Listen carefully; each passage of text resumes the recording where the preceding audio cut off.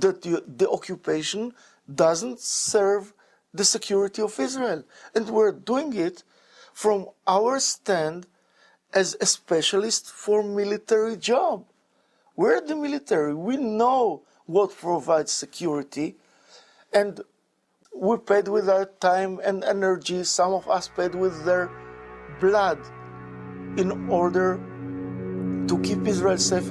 And if from our point of view, as patriots, as Zionists, as officers in the Israeli army, we're saying that the occupation has nothing to do with security, we have the right to say it. There are many American Jews who also believe it is their right to speak out against the occupation. Included among them are Jewish American rabbis. For their refusal to keep silent, they too have suffered threats and intimidation. One part of that intimidation has been to say that any Jew who raises criticisms about a current Israeli policy is a self-hating Jew. But on the contrary, my criticisms and Tikkun Magazine's criticisms of Israeli policy flow directly from our commitment to Judaism and our love for the Jewish tradition and our insistence that it be taken seriously, not just as a bunch of empty words, but as a set of principles that we really take seriously and believe in. The Israeli public relations machine knows that if the views and voices of Jews who disagree with its policies were to become public, it would be impossible to maintain the lie that any criticism of Israel is by definition anti-Semitic.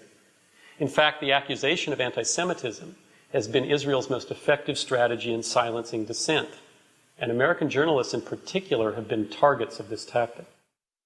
Any environment in which a journalist or any person steps forward and starts making serious criticism of Israel, of America's relationship with Israel, the unconditional support for Israel, the failure of any serious pressure to be put upon Israel by the United States to prevent the building of further settlements for Jews and Jews only on Arab land, any suggestion that the war between the Israelis and the Palestinians is a colonial war will be met by a deafening chorus of accusations, slanderous and lying though they are, that the person who brings up that subject is in some form an anti-Semite or a racist. And this remains the constant weapon that is used.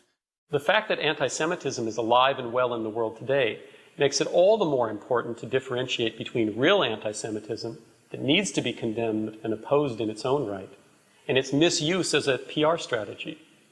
Trying to scare people into silence by conflating any criticism of Israeli policies with anti-Semitism, in fact, detracts from the very real threat that anti-Semitism does pose. Because there are anti-Semites in the world, there are racists, and if this continued campaign of abuse against decent people, trying to shut them up by falsely accusing them of anti-Semitism continues, the word anti-Semitism will begin to become respectable.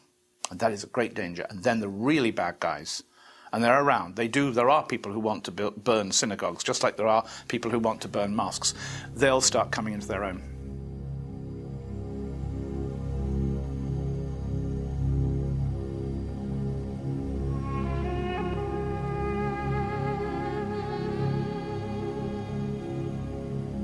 Through its unconditional support for Israel, the American government has become one of the biggest obstacles to achieving peace.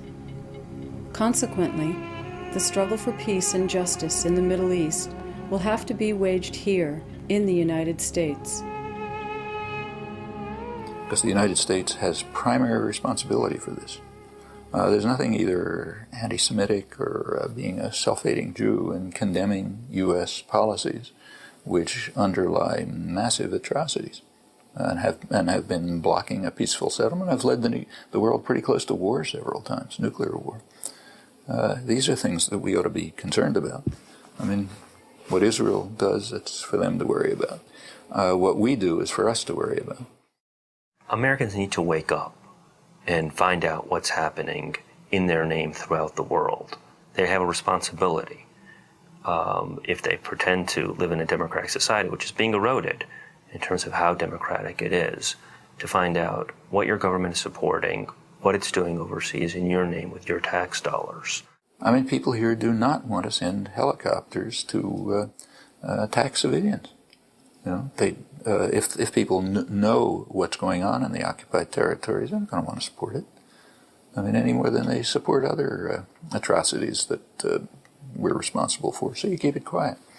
describe it as a defense against terrorism, not as brutal military occupation which is evoking resistance.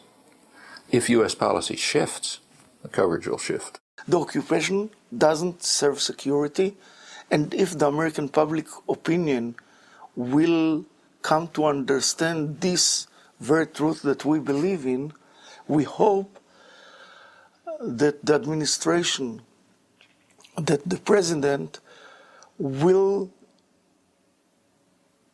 do whatever he can in order to help to facilitate peace talks which will bring end to the occupation on one hand, safety and security to Israel on the other hand, and decent life for the Palestinians, as he suggested in his speech.